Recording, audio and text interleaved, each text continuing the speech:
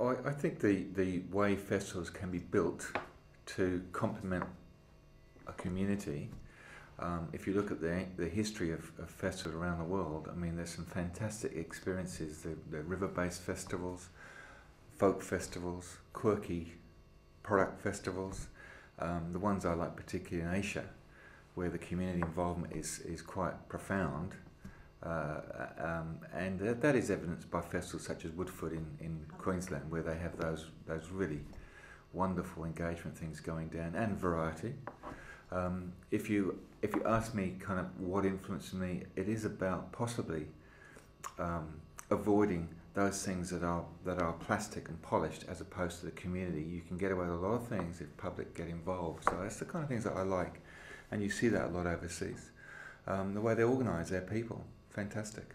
So you're trying to organise this to bring the community together? It's only about community. I mean, when we started off about 10 years ago, the idea was to badge Ipswich, to be proud of what it has, to bring entertainment in that would encourage and develop local talent, and to just give a better image via the media of what this city was about. And it's in 10 years, I think many things have improved all across the spectrum of the social aspect of the city, but the festival has played a role in that, clearly. So this festival has nurtured young talent as well. How has it done that? And old talent too.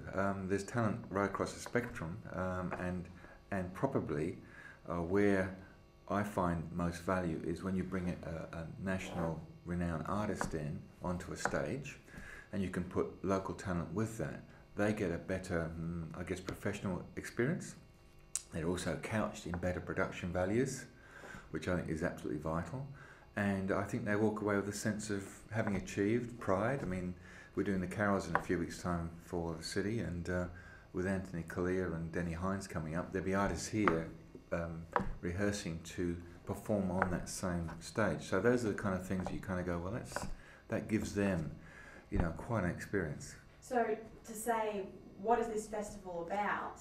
You would say it would be about nurturing talent in Ipswich and bring that forward? Another way of saying it is hold a mirror up to the community and reflect it back out again. In other words, what it is that this city represents, where is its talents, and also give the community a chance to participate. I mean, we have literally over 1,000 people walk down the street in the parade. Some of them push prams with balloons tied to them. Now, in other societies, you probably go, well, that's not really a profound parade. But I think it says something about community, and that's the part I was saying before about community value. You can become too slick, but there's a nice balance in there somewhere, and that's what I think still is right for Ipswich as it stands at the moment. In terms of the changes that have occurred in those 10 years, number one, obviously, is the amount of audience development. I mean, that is just an instantly measurable outcome. Using the latest technology, obviously you're starting to get a wide catchment of people, obviously Gold Coast right through, a much more significant base of media interest and very solid commitment. I mean, we had I think 5 radio stations from Brisbane all participating last year with live activities, etc.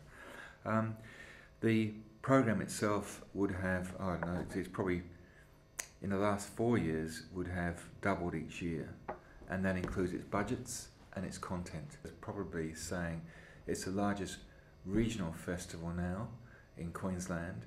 Specifically, it's free. 90% of it is totally free. And that is quite exceptional if you look at the overall program and what we're offering for free. But we're still, adding components every year. The latest thing is because the river has now become accessible. We did a major project on the river this year, and we'll look at that again. And we moved everything to the top of town because of the historical nature of the city here this year, the 150 celebrations.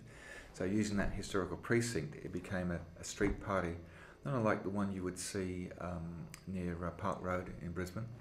And that, with 5 stages running, worked extremely well. So that's now become another icon event in the listing of things we've got to do. So.